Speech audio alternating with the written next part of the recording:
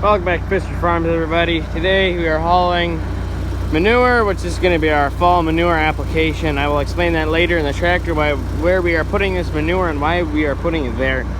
But we usually have spots throughout the summer where we plant oats and we'll spread the manure there, but we got some extra and the cows just made it for us, so it just kind of worked out great. It's an H&S 310 spreader. You can just barely see it, 310 H&S. And we got a hook behind the 7110. K-side 7110. This one does have LEDs on it. And we're loading the spreader with a 4635 SX skid steer. Let's hop in. We'll put a dump in on camera. Might as well. This one has T-bar controls. So, excuse me. One lever is your bucket, and you can run it with one hand.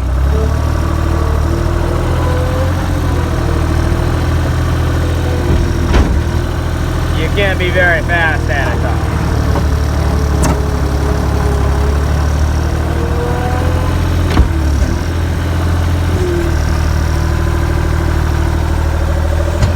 Lift it up, back up.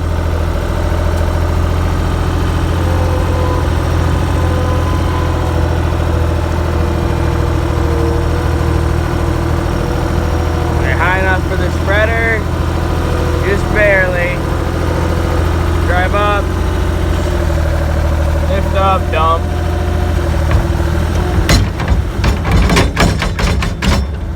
Do that to shake all your loose stuff out, or there's some stuff packed in there a little bit. You can loosen it up by doing that.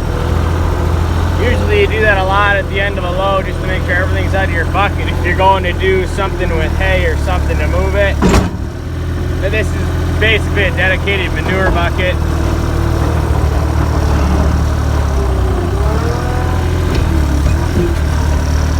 It doesn't take very long to fill this spreader we got here, because it really isn't that big. As you can see the pile in there, I've only put 2 dumps. I did a dump before I started talking. If you see bigger manure spreader in the future, would be nice. They drive ahead a little. Oh boy.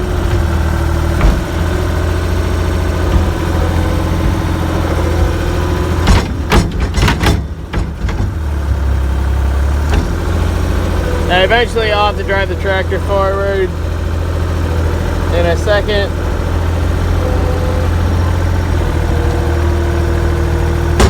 We'll put one more scoop in, then move it.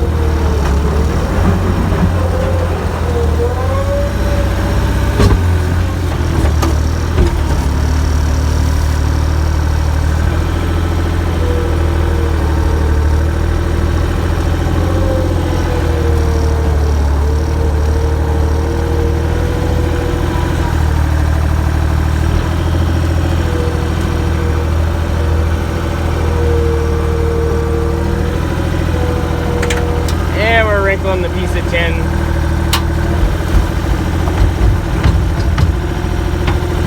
So I'll try to get some drone footage just spreading this load. So I'll see you guys in a few.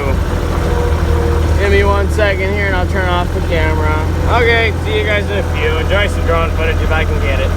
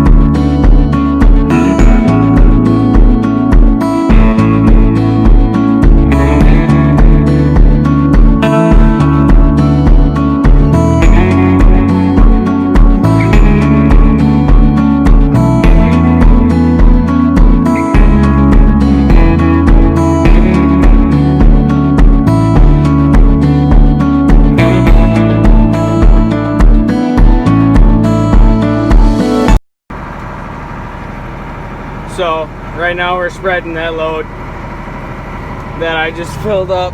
Or actually, it's 3 loads later. The drone hasn't been working right. I think it's being a pain in the butt, but the reason we're putting manure on this is because we took corn stalk bales off and we need the nutrients back on. Sorry, my camera's being all weird today too. It's just one of them days. So, and my drone got plastered with manure when I had a little bit of an accident, but that's the reason why we're putting it on here. Next year we're gonna spread the field farthest away from the farm because, well, we've got the green manure on that. We're gonna try that out once. And the drone's down there somewhere. I can't see it. I'll assess that once I get there. Cross your fingers out and drive over it.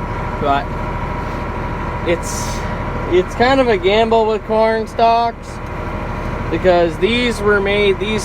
There were some wetter bales in this field, and well, we had to feed those. So you it's like the last couple of years, it's been not that great for making corn stalk bales at all, just because we haven't had a very dry fall. It's always been wet. So last year we had a terrible year for corn stalk bales. They were all wet and steamy and basically silage inside, and then they would eat them, but then they would make more poop. It's kind of a 50-50, whichever way you like it, don't matter. But the plus side of taking the corn stalks off is you can make a couple extra bucks if you had a bad year and that, but you aren't going to get the material, organic material here for the next year, and that's why we have to use more fertilizer typically, or maybe we use the same amount. I think you use a little bit more when you take corn stalks off and if you don't replace it with manure. But this is really sandy ground either way. We've spread manure on it forever. It really doesn't make that big of a difference, but it does when you lose all your organic material. There's the drone. Down there, right there. And we're gonna finish this load of manure and I'll come back to the drone there. But it's kind of nice to have the manure from the cattle. It's definitely good organic material to have. And well, it works really good for what we use it for, and that was a really nice job because the whole field would look about twice as thick as that, and it looks like that. So you're losing all that organic material, but you're replacing it with manure. So hopefully you're gonna get the same output as if you had all your organic material there. I probably have to run over this spot again with a load, I don't know. But as you can see, there's like hardly anything left out here. If you walk out here, the ground's like bare. Also, you're gonna get problems with erosion like this. It's eroded all that, and it's just gonna wash right down when the water goes. You will have issues with that, but it really isn't that bad out here. It's if like you're on really hilly terrain, like in the driftless zone, which is by Potosi, Wisconsin, where How Farms Work. They farm in Potosi. Go check out their channel. But that's where they farm, and it's really hilly, and they gotta terrace a lot of stuff. But terracing is like, it slows the water down going from crop to crop. Like they'll go corn, hay, and it'll slow down and speed up, and it won't erode the ground or make giant trenches. So when you're going through there with the combine, you don't have giant trenches to go over. But that's gonna kind of sum up our fall manure application. We got a little bit more to spread today. I don't know if I'm gonna get any more drone footage. Well, the drone's dead, so that's not gonna happen. But well, I hope you guys enjoyed this video. Remember to hit that like button. It really helps me out a lot when you guys hit it. It suggests it to more people, so I enjoy that. Make sure you share it. I'll see you guys in my next video. Hopefully you guys enjoyed this one. Check out the rest of my harvesting series with our gleaner combines. And well, that's about it for this video. Thank you guys for watching. Tune in next time.